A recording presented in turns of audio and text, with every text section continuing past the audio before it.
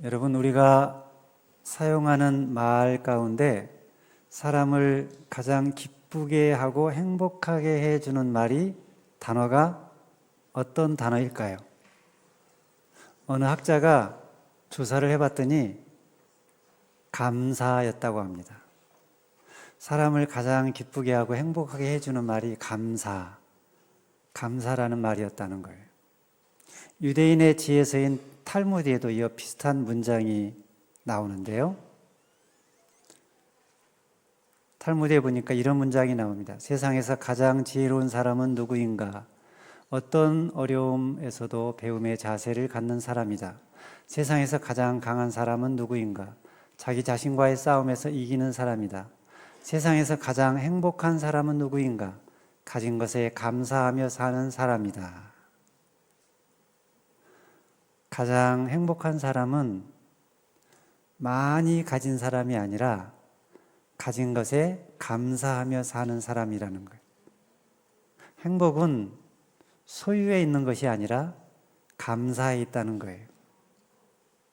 아무리 좋은 환경에 있다 할지라도 감사하지 않으면 행복하지 않고, 아무리 어려운 환경 가운데 있다 할지라도 감사하면 행복한 사람이 된다는 거예요. 그래서일까요? 성경에 보면 감사하라라는 말이 참 많이 나오는데요. 우리가 성경 말씀대로 감사하며 살면 어떻게 될까요? 어떤 느낌이 될까요? 주인이 시키는 대로 한 어떤 종의 마음 같은 그런 마음이 될까요? 그렇지 않습니다. 우리가 감사하면 우리 마음에 기쁨이 생기고 행복이 생긴다는 거예요. 감사하면 누구보다 기쁘고 행복한 사람이 감사하는 사람이라는 거예요. 자, 그렇다면 여러분, 행복이 뭘까요? 어떤 상태가 행복한 상태일까요? 여러 가지로 설명할 수 있겠지만 특별히 우리 몸과 관련해서 과학적으로 설명을 하자면 어떤 분이 이렇게 행복한 상태를 과학적으로 설명을 했는데요. 면역력이 증가되어 병에 덜 걸리고 걸려도 빨리 낫는다. 염증이 완화되고 혈압이 내려가고 통증이 완화된다. 세로토닌 행복 호르몬이 증가하고 대인관계가 개선된다. 우울감과 불안장애가 완화되고 수면의 질이 상승한다. 문제 해결력, 창의력, 인지 능력이 향상된다. 이렇게 되면 이런 상태를 행복한 상태라고 느끼는데, 그런데 이렇게 우리의 몸을, 우리의 삶을 행복한 상태로 이끌어주는 것이 있다는 거예요. 그게 뭐라는 것입니까? 감사라는 거예요. 감사가 얼마나 놀라운 좋은 효과가 있는지는 이미 과학적으로 입증이 되었어요. 특별히 뇌과학적으로 이것이 잘 요즘 입증이 되고 있는데요. 뇌과학적으로 보면 우리가 감사를 표현하거나 누군가로부터 감사를 받으면, 그러면 우리 뇌에서 두 가지 신경 전달 물질인 세로토닌과 도파민이 많이 분비가 된다고 그래요. 그래서 우리 마음에 참 좋은 기분, 행복한 그런 기분을 갖게 된다는 거예요. 근데 이것은 단지 기분상의 문제만이 아니라 감사를 하면 우리 몸 안에 스트레스가 사라지고 염증이 감소가 되고 면역 기능이 향상이 되어서 질병에 걸릴 위험도 상당히 줄어든다고 합니다. 그리고 감사를 하면, 감사하는 마음을 가지면, 그때 검사를 해봤더니 우리 뇌파와 이 심장 박독수가 안정이 되고 둘이 서로 일치가 된다고 그래요. 그래서 마음이 평안해지고 다른 사람과의 관계도 원만해지고 밤에 잠도 편안하게 잘 수 있게 해준다고 합니다. 이렇게 우리 몸에, 마음에 안정을 주고 평안하게 해주고 어떤 면에서 만병통치약 같은 효과를 주는 것이 바로 뭐라는 거예요?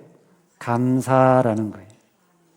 물론 이런 연구는 인간이 과학적인 관찰을 통해서 얻은 결과죠. 그런데 이런 결과물이 나오기 이전에 이것을 이미 다 알고 계신 하나님께서 누구보다 인간이 잘 되고 기쁘고 행복하기를 바라는 하나님께서 우리에게 감사하라는 말씀을 많이 주셨다는 거예요. 여러분, 성경에서 감사하라는 말이 가장 많이 나오는 곳이 어디일까요? 구약에서 하면 시편이고 신약으로 하면 바울서신이에요. 그러니까 시편은 주로 누가 많이 썼죠? 다윗이 많이 썼죠. 그러니까 감사를 구약에서 가장 많이 한 사람은 다윗이고 신약에서는 사도 바울이라고 할 수 있다는 거죠. 여러분, 이것은 뭘 의미합니까? 감사는 환경에서 나오는 것이 아니라는 거예요. 여러분, 다윗을 보면 다윗의 삶의 환경이 어떠했습니까? 그렇게 좋은 환경이 아니었어요. 사람들에게 인정받고 대우받는 그런 환경이 아니었어요. 가정에서도 사무엘상에 보면 사무엘이 기름 부은 자를 찾기 위해서 이새의 집에 방문했을 때 거기에 데리고 나온 아들들 가운데 이새는 끼지도 않았어요. 아버지에게 인정을 받지 못한 거죠. 형제들에게도 인정받지 못하고 대우받지 못한 그런 가정생활을 했어요. 기름 부음을 받은 후에는 어땠을까요? 그 후에도 마찬가지예요. 당시의 왕이었던 사울에게 미움을 받아서 시기를 받아서 죽음의 위협을 당하면서 수많은 나날을 견뎌야 했습니다. 그래서 한 곳에 정착하지 못하고 떠돌이 생활을 해야 했어요. 발 한 번 편히 쭉 뻗고 잔 적이 없었어요. 어디를 가든지 사울의 군대가 갑자기 덮쳐서 자기를 죽일지 모른다는 두려움 가운데 항상 동굴 속에서 지냈습니다. 그런데 아이러니한 것은 바로 그런 속에서, 그런 상황에서 다윗의 입에서 많이 나온 단어가 감사였다는 거예요. 대표적으로 시편 56편 10절 말씀을 보면 내가 하나님을 의지하여 그의 말씀을 찬송하며 여호와를 의지하여 그의 말씀을 찬송하리로다 그랬죠. 찬송을 한다고 그랬어요. 12절 말씀을 보면 하나님이여 내가 주께 서원함이 있사온즉 내가 감사제를 주께 드리리니 그랬어요. 하나님께 찬송을 하고 감사를 하는 이 상황이 어떤 상황인가. 그런데 놀랍게도 이때는 어떤 때였냐면 다윗이 사울에게 도망 다니던 때였어요. 블레셋 사람들에게 잡혀서 목숨이 위태로울 때였습니다. 사람들이 나를 삼키려고 하고 압제하고 원수가 나를 종일 치려할 때에 그때 다윗이 하나님을 찬송하고 감사했다는 거예요. 그 위에 나오는 시편 57편도 마찬가지고 다른 수많은 감사시들이 다윗이 왕이 된 후에 안정되었을 때 편안할 때에 나온 것이 아니라 고난의 때에 나온 감사시들이라는 것입니다. 구약시대의 이 다윗처럼 신약시대 고난의 상황에서 감사를 많이 한 사람이 사도 바울입니다. 바울은 다메섹 도상에서 예수님을 빛 가운데 만난 이후에 그의 삶이 완전히 변했죠. 예수 복음을 전하는 자로 평생 예수를 전하고 복음을 전하는 전도자의 삶을 살았는데 그런데 그러면서 그가 받은 일들, 겪은 것들은 뭡니까? 고난이었어요. 환난이었습니다. 수없이 많은 매를 맞고 그리고 사람들에게 동족들에게까지 살해 위협을 당하고 가난과 굶주림과 헐벗음의 환난을 많이 당하고 그리고 애매하게 누명을 쓰고 심지어 감옥에까지 갇혔습니다. 그런데 그런 상황에서 바울이 가장 많이 한 말이 감사였다는 거예요. 13편의 교회와 개인들에게 보낸 서신에서 바울은 입은 열 때마다 감사하다, 그리고 감사하라 라는 말이었습니다. 무슨 말입니까? 감사는 절대 환경으로부터 나오는 것이 아니라는 거예요. 그러면 도대체 감사는 어디에서 나오는 것일까? 어떻게 할 때 우리가 감사하며 살 수 있을까? 어떻게 하면 감사가 넘치는 삶을 살 수 있을까? 오늘 본문에 보면 바울이 골로새 교인들에게 보낸 편지에서 감사가 넘치는 비결을 제시해주고 있는데요. 골로새 2장 6절 7절 말씀을 다시 한번 읽겠습니다. 시작. 그러므로 너희가 그리스도 예수를 주로 받았으니 그 안에서 행하되 그 안에 뿌리를 박으며 세움을 받아 교훈을 받은 대로 믿음에 굳게 서서 감사함을 넘치게 하라. 감사함을 넘치게 하라. 감사함이 넘친다는 것은 어떤 상황에서도 마치 물이 강에서 그냥 철철 넘치는 것처럼 감사가 넘치는 것을 말하는데요. 어떻게 하면 그렇게 살 수 있을까? 우리가 인생을 살다 보면 때로 어려운 상황, 힘든 상황, 억울한 상황을 만날 때도 있는데, 그러면 마음속에서 원망이 나오고 불평이 나오고 짜증이 나오고 막 불안이 생기고 그럴 때도 있지 않습니까? 근데 어떻게 그 모든 상황에서 항상 감사하면서 감사가 넘치는 삶을 살 수 있을까? 어떻게 하면 그렇게 살 수 있을까? 오늘 바울이 본문에서 제시하는 비결이 뭡니까?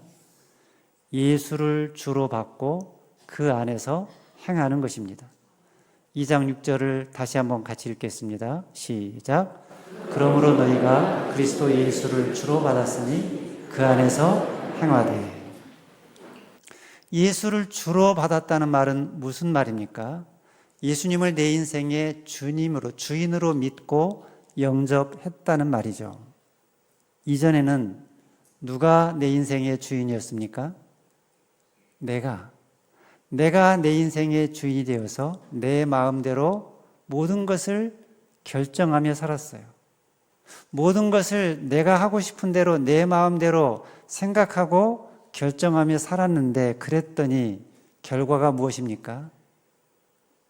결과가 만족스럽습니까? 기쁩니까? 행복합니까? 그렇지 않아요. 왜일까요? 내가 주인 노릇을 하기 때문이죠. 내가, 연약한 내가, 제한된 내가, 5분 후에 무슨 일이 일어날지도 모르는 내가, 시시각각으로 조삼모속으로 생각이 변하고 감정이 변하는 내가, 그 연약한 내가 모든 일을 결정하려고 하니, 모든 일을 책임지려고 하니 안 되는 거예요. 그러니 불안하고 두렵고 마음대로 안 되니까 짜증이 나고 원망스럽고 이런 일들이 많이 일어나는 거예요. 그런데 이제는 아니라는 거예요. 예수님을 주로 받고 보니, 예수님이 내 인생의 주인이 되고 보니 마음이 평안하다, 안전하다, 불안하지 않다, 감사가 넘친다. 왜냐하면 이제는 내가 내 인생의 주인이 아니라 주님이, 예수님이 내 인생의 주인이시기 때문입니다. 예수님이 내 인생의 주인이 되니, 나를 위해 십자가에 달려 죽으셨다가 부활하신 예수님이 내 인생의 주인이 되니, 세상 만물을 창조하시고 다스리시고 통치하시는 예수님이 내 인생의 주인이 되니, 나를 누구보다 사랑하시는 예수님이 내 인생의 주인이 되니, 이제는 더 이상 두렵지 않습니다. 불안하지 않습니다. 평안합니다. 예수님이 내 인생의 모든 것을 맡아주시고 책임져 주시기 때문입니다. 주님은 완전하신 분이십니다. 주님은 전능하신 분이십니다. 불가능이 없으신 분이십니다. 모든 상황과 환경을 다스리고 통치하시는 분이십니다. 심지어 죽음까지도 다스리시는 분이십니다. 그러니 그 주님이 내 인생의 주인이 되시면, 그 주님이 내 인생을 붙드시면 어떤 문제가 생겨도, 어떤 일이 생겨도 안전하다는 거예요. 두렵지 않다는 것입니다. 불안하지 않다는 것입니다. 언제 어디서나 감사하며 살 수 있다는 거예요. 그러니 예수를 주로 받고 주 안에서 늘 행하라는 거예요. 그러면, 그렇게 살면 마음에 감사가 넘친다는 것입니다. 그렇습니다. 그리스도 안에 있으면 이 세상의 조건들이, 환경들이 그리 중요하지 않아요.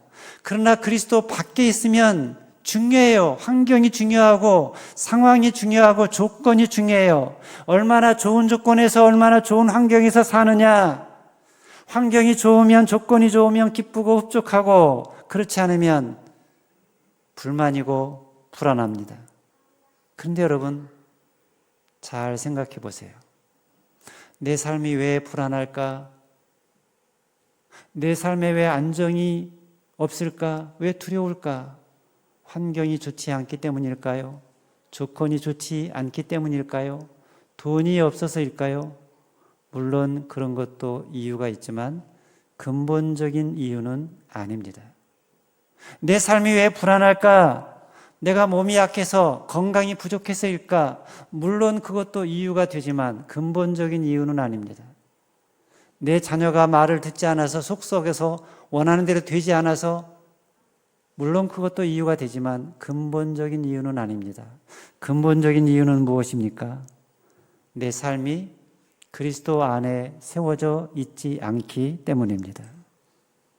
그 어떤 일이 일어나도, 아무리 어려운 상황과 환경 가운데 처해 있어도, 이 세상의 모든 것들이 다 요동친다 할지라도 그리스도 안에 있으면 안전합니다. 평안합니다. 흔들리지 않습니다. 상황이나 환경이나 조건이 상관이 없습니다. 어떤 조건, 상황에서도 그리스도 안에 있으면 안전하다는 거예요. 어떤 일이 생기고, 어떤 병이 들고, 어떤 풍랑이 찾아오고, 심지어 죽음이 찾아올지라도 안전하다. 왜냐하면 주님께는 죽어도 다시 살게 하는 능력이 있기 때문입니다. 이와 관련해서 내가 주인 삼은 이라는 복음성 찬양이 있는데요. 가사를 한번 볼까요? 내가 주인 삼은 모든 것 내려놓고 내 주 대신 주 앞에 나가 내가 사랑했던 모든 것 내려놓고 주님만 사랑해.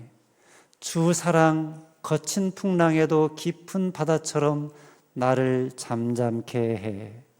주 사랑 내 영혼의 반석 그 사랑 위에 서리. 그렇습니다.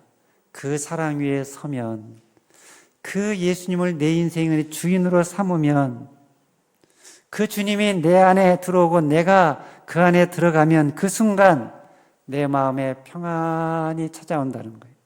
두려움이 물러가고 불안이 물러가고 하늘의 안정감이 가슴속에 가득 차게 된다는 거예요. 왠지 모를 기쁨이 솟아오르고 감사가 솟아오르게 된다는 것입니다. 그래서 다윗이 시편 23편 1절에서 뭐라고 그랬습니까? 여호와는 나의 목자시니 여호와가 나의 주인이시니 내게 부족함이 없으리로다. 4절에서는 뭐라고 그랬습니까? 같이 읽겠습니다. 시작. 내가 사망의 음침한 골짜기로 다닐지라도 해를 두려워하지 않을 것은 주께서 나와 함께 하심이라. 주의 지팡이와 막대기가 나를 안위하시나이다. 주께서 내 인생의 목자가 되시고 내 인생의 주인이 되시니, 주께서 나와 함께 하시니 내가 사망의 음침한 골짜기로 다닐지라도 두려워하지 않는다는 거예요. 그분은 죽음에서도 능히 건지시는 능력의 하나님이시기 때문에 내가 어떤 상황 가운데 있어도 나는 안전하다, 평안하다. 바울도 마찬가지였다는 거예요. 누명을 쓰고 감옥에 갇혔지만 나는 평안하다, 오히려 감사하다. 왜요? 누구 때문에요? 예수님 때문에. 예수님이 내 인생의 주인이시니, 예수님이 나를 아시고 나를 사랑하시고 나와 함께 하시니 나는 평안하다, 오히려 감사하다. 다른 이유 때문이 아니라 예수를 전하다가 예수님 때문에 갇히게 되었으니 감사하다. 예수님이 주인이시고 예수 안에 살면 어떤 상황에서도 감사할 수 있다는 거예요. 어떤 상황에서도 감사가 넘친다는 것입니다. 저는 여러분의 삶에도 이런 은혜가 있게 되시기를 바랍니다. 예수를 주로 삼음으로, 늘 예수 안에 행함으로 여러분 마음에서 삶에서 감사가 넘치시기를 바랍니다. 두 번째, 우리 안에 감사가 넘치게 하려면 어떻게 해야 하나? 7절 하반절에서 뭐라고 그랬습니까? 어디에 굳게 서라고요? 믿음에 굳게 서서 감사함을 넘치게 하라 그랬어요. 여러분, 믿음에 굳게 선다는 말은 어떤 뜻일까요? 믿음으로 산다는 것이죠. 믿음으로 바라본다는 거예요. 상황과 환경을 믿음의 눈으로 바라본다는 거예요. 그러면 어떤 환경에서도 감사가 나온다는 거예요. 이 믿음은 어떤 믿음입니까? 누구를 향한 믿음입니까? 하나님을 향한 믿음입니다. 하나님은 나를 사랑하신다. 하나님은 나를 늘 언제나 선한 길로 인도하신다. 내가 사망의 음침한 골짜기로 다닐지라도 하나님이 나와 함께 하시고 나를 지키신다. 내게 어떤 문제가 일어날지라도, 어떤 악이 있을지라도 하나님은 그것을 선으로 바꾸어 주시는 능력의 하나님이시다. 그것을 믿을 때, 그 믿음을 가지면 어떤 상황에서도 감사할 수 있다는 것입니다. 다니엘이 그랬죠. 여러분 아마 다니엘이 사자굴에 빠진 사건을 다 아실 거예요. 왜 다니엘이 사자굴에 빠졌죠? 다니엘을 시기하는 바벨론 나라의 대신들, 고관들 때문에 그랬죠. 다니엘이 왕에게 신임받는 것을 그 나라의 대신들이 싫어했어요. 시기했어요. 질투했어요. 그래서 어떻게 하면 그를 끌어내릴까 하고 그에게서 흠을 찾는데 아무리 찾아도 흠이 나오질 않는 거예요. 다니엘은 너무나 성실했고 너무나 민첩했고 너무나 의롭게 살았기 때문이에요. 그래서 아무리 찾아도 찾을 수가 없으니까 결국은 어떤 꾀를 냈습니까? 그의 신앙을 이용하기로 했어요.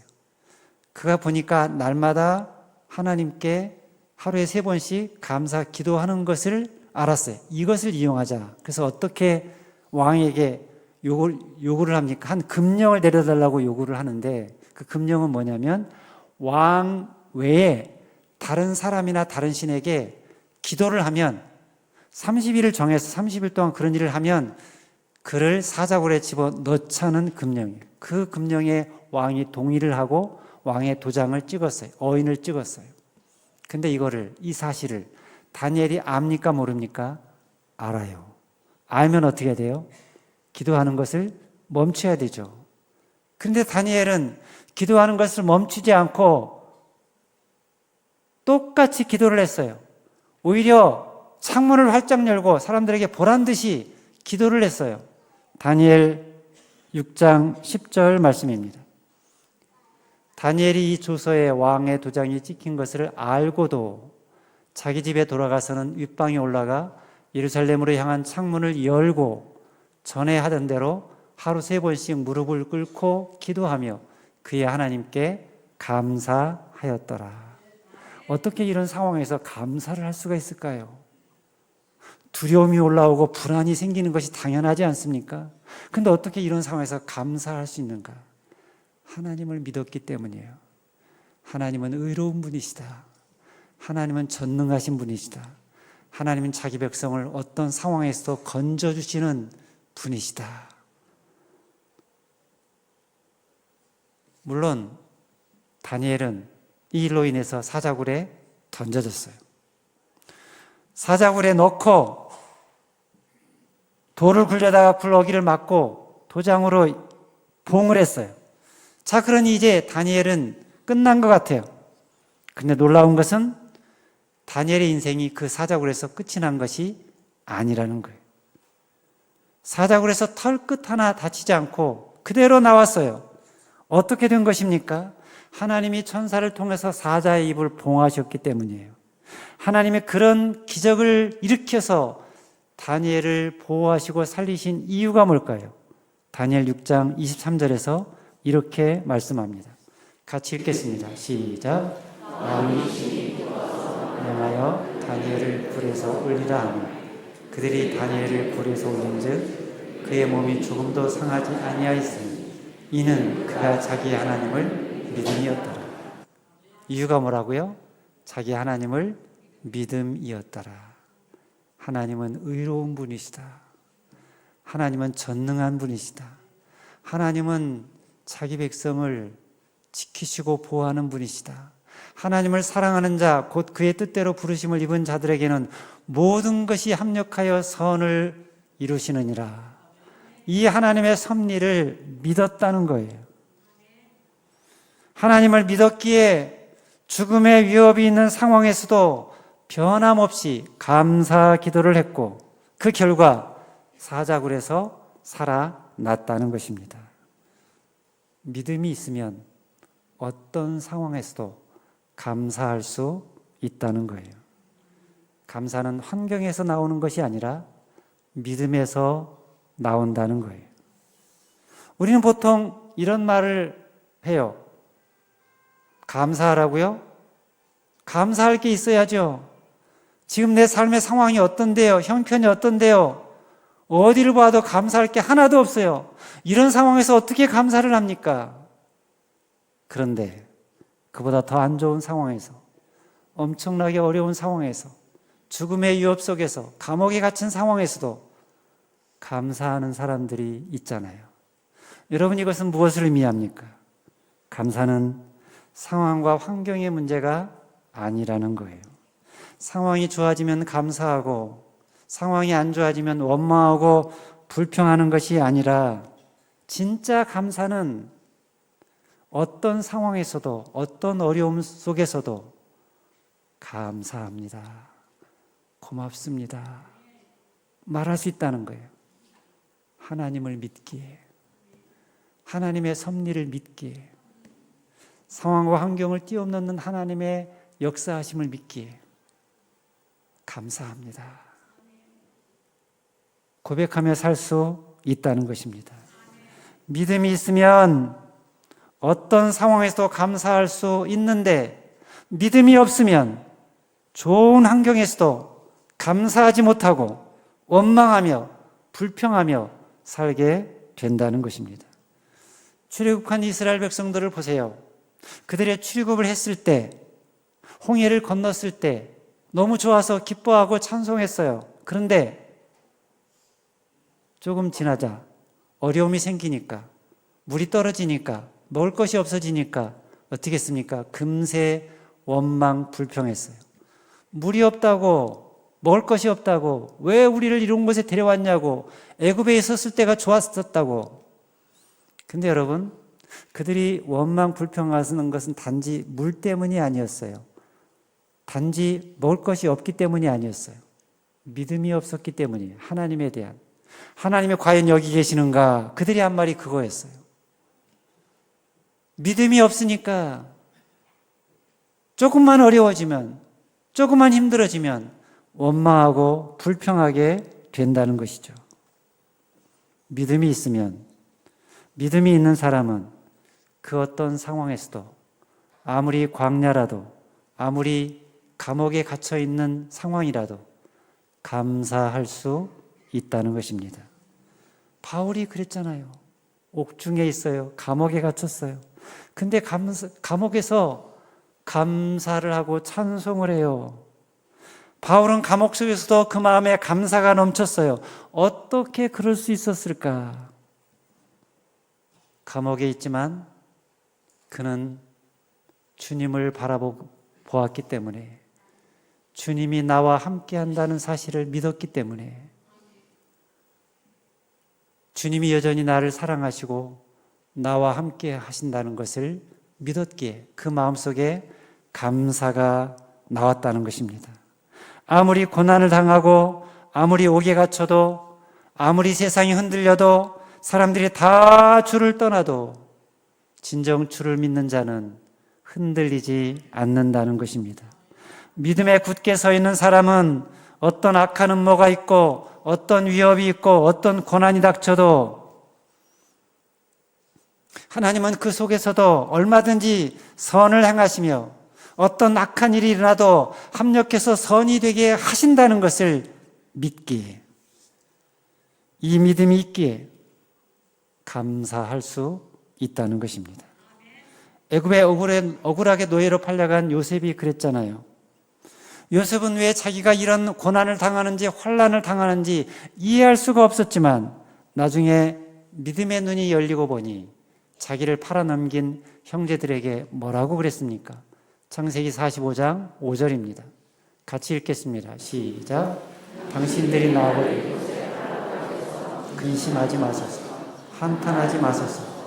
하나님의 생명을 구원하시려고 당신들을 먼저 보내셨나이다.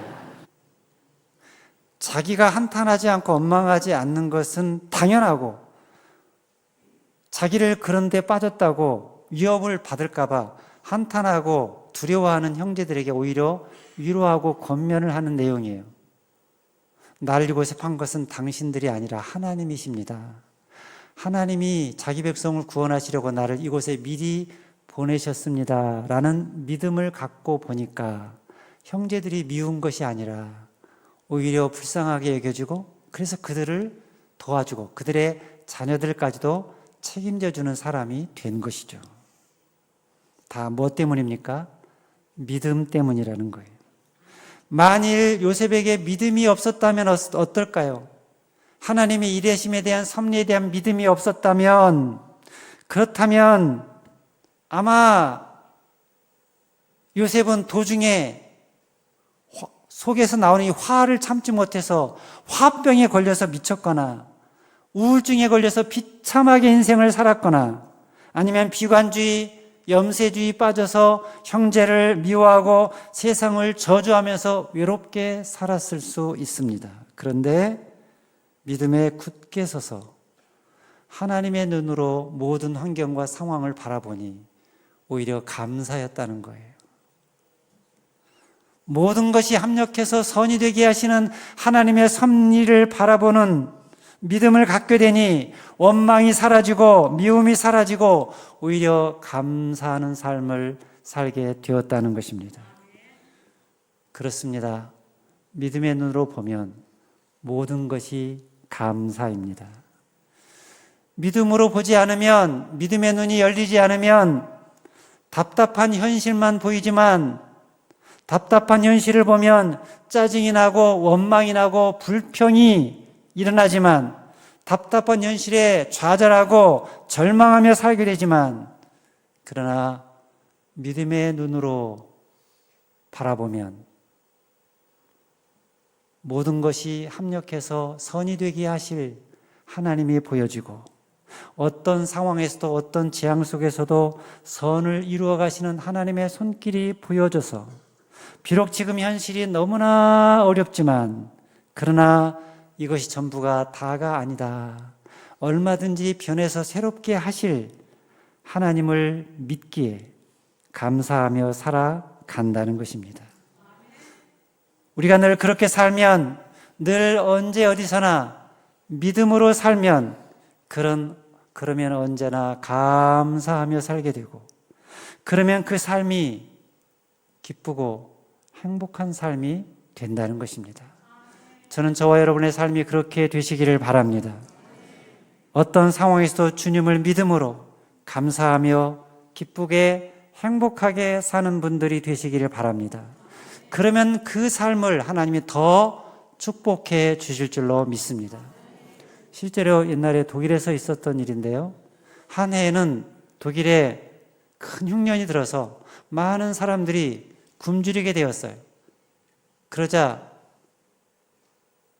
한 부자 노 부부가 매일같이 빵을 만들어서 그 마을에 있는 아이들에게 무상으로 나눠줬어요. 근데 한 가지 조건이 있습니다. 한 아이당 빵 하나씩만 가져갈 수 있다는 거예요. 그러자 아이들이 서로 큰 빵을 차지하기 위해서 막 앞다투어서 줄을 섰어요. 근데 그 가운데 한 여자아이가 있었는데 이 아이는 항상 맨 끝에 줄을 서는 거예요. 그래서 다른 아이들이 큰 빵 다 가지고 난 다음에 제일 작은 빵을 받게 되었어요. 그런데 그 노 부부에게 감사합니다 라는 말을 잊지 않았어요. 다른 아이들은 서로 먼저 큰 빵을 차지하기 위해서 감사하다는 말도 잊어버렸는데 이 아이는 꼭 감사하다는 말을 했습니다. 그러던 어느 날, 이날도 변함없이 이제 빵을 나눠주는데 아이들이 서로 큰 빵을 차지하기 위해서 막 앞다퉈 섰어요. 이 아이는 또 여전히 맨 뒤에 섰는데 근데 그날따라 빵이 유난히 작은 빵만 남았어요.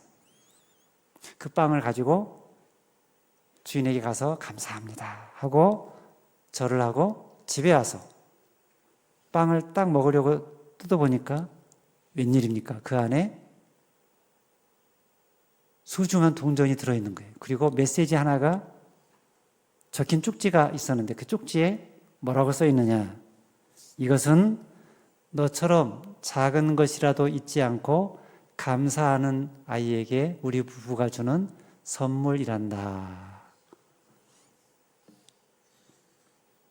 큰 빵을 받은 것이 행복이 아니라 작은 빵을 받아도 감사한 마음으로 살면 그가 행복한 사람이라는 거예요. 큰 집에서 살아서 행복이 아니라 작은 집에 살아도 감사하며 살면 그게 행복이라는 것입니다. 돈이 많아서 행복이 아니라 돈이 적어도 감사하며 살면 그게 행복이라는 것입니다. 몸이 건강해야 행복이 아니라 몸이 약해도 병이 들어도 감사하며 살면 그게 행복이라는 것입니다. 사랑하는 여러분, 행복하기 원하십니까? 행복하기 원하잖아요. 그러면 어떻게 살라는 거예요? 감사하며 살라는 거예요. 감사하며 살면 마음에 기쁨이 생기고 행복이 생겨난다는 거예요. 늘 언제 어디서나 예수님을 바라보며 예수님을 주인 삼고 그 예수님이 나와 함께 하고 있다는 그 사실로 인해 다른 것이 아닌 예수님이 나를 구원해 주신 은혜, 그 십자가의 은혜로 늘 감사하며 사는 분들이 되시기를 바랍니다. 그리고 어떤 상황과 환경에 매이지 말고 매 순간 믿음으로 사시기를 바랍니다. 상황과 환경 너머에서 의롭게 선하게 다스리시는 하나님을 바라보며 하나님은 나를 사랑하신다. 하나님을 사랑하는 자는 곧 그의 뜻대로 부르심을 입은 자들에게는 모든 것이 합력하여 선이 되게 하신다. 이 믿음으로 그 어떤 일도, 그 어떤 상황도, 그 어떤 사람도 나를 그리스도 예수 안에 있는 하나님의 사랑에서 끊을 수 없다라는 이 믿음을 가지고 여러분 요셉처럼, 다윗처럼, 다니엘처럼, 바울처럼 모든 상황에서 감사하며 감사가 넘치는 삶을 사시기를 바랍니다. 그래서 오늘 추수감사절만 아니라 여러분의 매일매일의 삶이, 아니 평생의 삶이 감사절이 되시기를 주님의 이름으로 축원합니다. 기도하겠습니다.